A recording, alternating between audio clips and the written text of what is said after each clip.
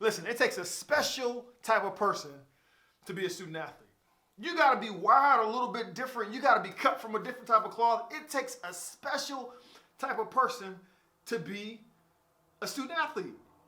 You can't be normal and be a student athlete and make it. It's going to get to a point where you're going to quit. And I said special. I didn't say better than. I don't know about anything else more than I know about being a student athlete. I'm telling you, it takes a special individual. And a lot of people that's watching this video, you don't have that. You are normal. And you don't have that what it takes to be a student athlete, especially at the college level. But that's okay. There's nothing to be ashamed of with that. You're not less than, you're not below, you're not, none of that. Listen, if you just want to play intramural basketball, church league, YMCA, pickup ball, there's nothing wrong with that. My only goal is for you to be able to use the tools that you acquire while being a student athlete and apply them to any industry you want to be a part of. That's the goal. You don't have to play intercollegiate basketball. You don't have to be on TV, go to a major Division I school to be a student of the game and learn from what you've learned from being a student athlete, whether that be in middle school or high school, and apply it in college. You don't necessarily have to be a college student athlete to do those things. Today I'm going to do my best to try to talk you out of being a student athlete in college. Not because it didn't help me. You know, a person that failed the 6th grade and 8th grade special education classes wasn't picked to go to college, even graduate high school, right? So I'm thankful for my chance of being a student athlete, but I'm going to try to talk you out of being a student athlete because I feel like if I'm successful in doing that, then I've saved you so much time, energy, patience, all that. And then you can just go off in whatever direction you want to. But for the people that are really about that life as far as being a student athlete, this is not going to be anything new to you. You're still going to want to be able to be a student athlete, and hopefully this prepares you for the road that lays ahead.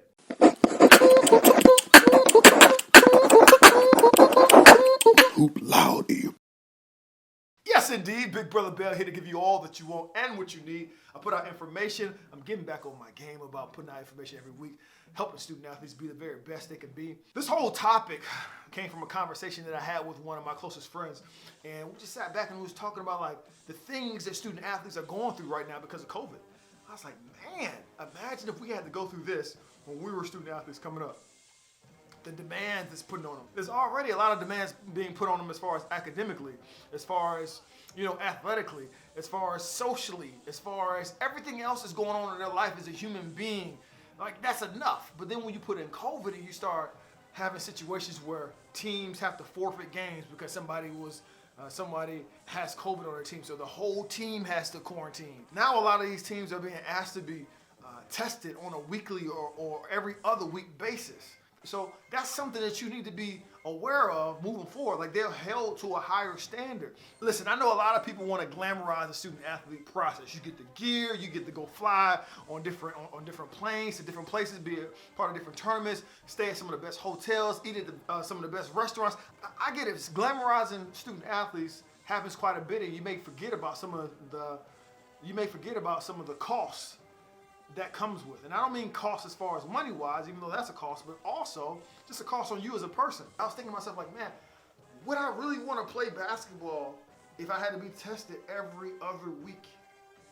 No swaps and all. Would I really want to, me being me, that was my only opportunity for me to go to college. A person that failed 6th grade and 8th grade special education classes, wouldn't have graduated high school without the game of basketball. I had the opportunity to play in college and got myself paid for. So me being me, I'm sure I would have played, but it really was a knee-jerk reaction. Like, man, they're really going through a lot. Aside from COVID, I think it's important for you to understand that the amount of family time that you miss out on when being a student athlete. Like, you're not a normal student. So when it comes to holidays, you may be in holiday tournaments, right? That's time away from your family. When it comes to coming back to school early, right? That's more time that you're away from your parents. Even at the beginning of the school year, oftentimes you get there earlier before all the other students so you can get started and get set in. Like, that is something that is a sacrifice as far as being a student athlete. That's something you should be aware of. Time away from your family, even during the summer times, and making sure that you're training and being the very best at whatever particular sport you're a part of. That's time away from your family. You give up a lot of time from your family as a student athlete, and you need to know that. My third one would be the communication style for student athletes. There is nothing else for your age group between 18 and 24. There's nothing else I can think of other than the military, ROTC, that people expect you to be able to communicate directly, right? When coaches have objectives, when they have things they want you to get done, it's direct. There's no subliminal messages. Listen, this is what we have, and this is what we're going to get done, right? A traditional college student, their professors aren't as direct as coaches are. Their professors typically don't have some of the coaches' colorful language. You don't have to go through that as a traditional student. But as far as being a student athlete, a lot of times you got to put up with that. Now that's not to say that every college coach is cussing and fussing and doing all, but that is to say that 9 times out of 10 they are far more direct than any other position you ever have. I would say being a student athlete is very confrontational in nature, right? From everything from I'm playing defense on you, confrontation, I'm being able to confront what's going on and trying to redirect things. Coaches, when they confront you verbally, it's very confrontational. And don't get it confused when I say confrontational, I don't mean anything negative by it. But the coach sees something that he or she wants to correct, and that person has to confront it, right? Confront that situation. And you may not feel good being confronted. You may not want to be pointed out in front of your peers, your friends, your teammates. But a part of being a student athlete is just that, being able to deal with confrontation. And not disrespectfully or anything, but at least being able to deal with instruction directly.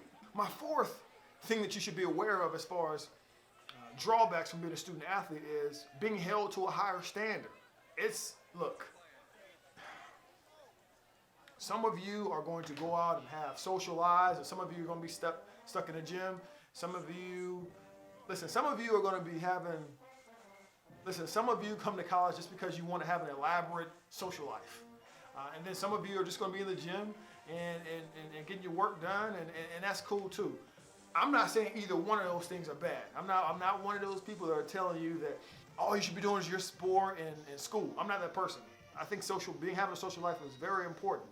Yet and still, having that social life comes with a drawback, right? So if you're going to a kickback, if you're going to some type of gathering or whatnot, and for whatever reason something happens there, people always know when student athletes are there.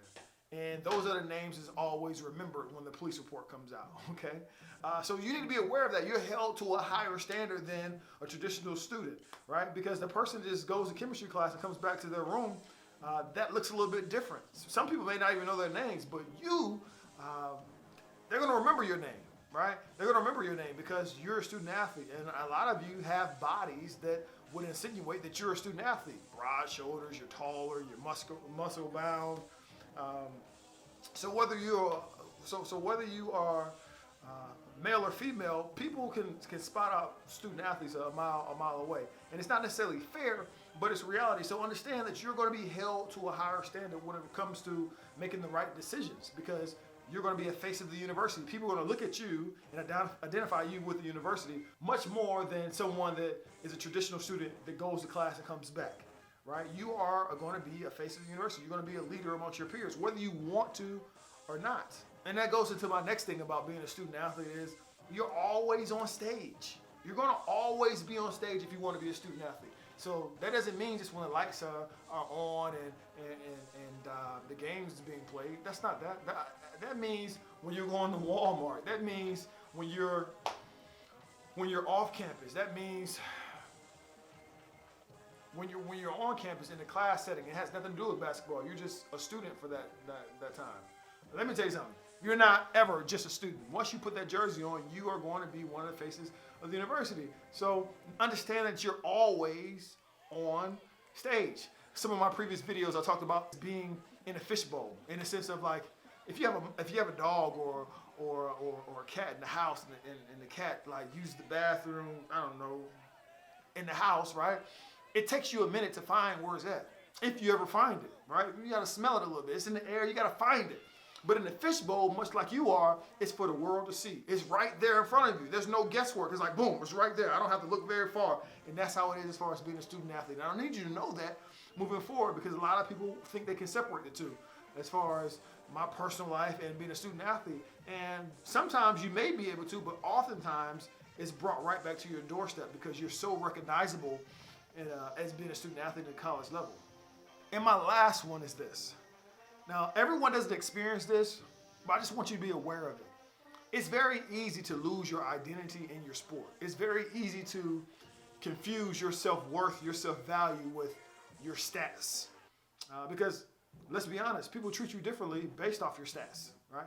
You get more friends, you get more people that want to hang around you, the more wins your team has, the more points you score, the more accolades you get. Like, people treat you differently. So I understand that, but what I want to encourage you to do on this last one is to be able to separate the two. Your metric of success shouldn't necessarily be just with your points per game or points per game. Don't get me wrong, stats are great, but the minute that you started, the minute that you carry that away from the court, like once it's on the court and it's done, it's over. The minute you start carrying it away from the game of competition, it doesn't do you any good, and now you're starting to confuse your value with what you do, and that's just never healthy. I mean, and you're talking to someone that did the exact opposite. I was a person that we lost a game. I was not eating. I was missing out on different social engagements and interactions because I didn't want to be seen. Like, that was my thing.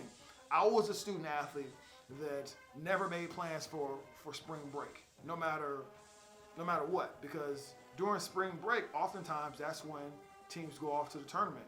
And for me to make plans for spring break is to already say that, well, we're going to lose. And I just wasn't about that. Now to look back on it, I wish I was able to separate the two. And let me be clear, that doesn't make you any less competitive. That doesn't make you any less of having the Mamba mentality or anything else you want to plug into that category, okay? Listen, you got to be able to understand that, when you're in prepare mode and you're practicing and you're in game mode and you're competing, that's one thing. But in your social life, though you don't want to do anything that would damage anything as far as what you've worked so hard for in practice in the game settings, as far as, not taking care of your body, drunk every day, like that kind of stuff, right? You don't want to do anything to jeopardize what you've already put in. But at the same time, you don't want to be identified with it all the time either. Like, you're not just a basketball player. You're not just a baseball player. Like, that's just not reality. And if you're not careful, you'll find yourself in a downward spiral on a roller coaster, and it always being based off if you're getting playing time, if I got some points, if I got some rebounds, and that's just not healthy. So that's all I have for you today. Listen, I'm back in it again. Big Brother Bill, giving you information, helping you in your student athlete journey, both in high school and in college, be the very best you can be. That means in the classroom, that means out, that means socially, all that. I hope y'all checked out my last interview with Frugal Athlete, amazing company. If you have not checked that out, you need to check that out. It's an amazing interview. Make sure you leave a comment on both of this video and that video, because I can see a lot of people haven't really watched that. So make sure you check that out as well. But I will see you again sometime this week. We're going to get back on these uploads. Thank you for rocking with me so much. And whether it's on the court or off, in the classroom or out, graduate at the top of your class. Hoop loudy.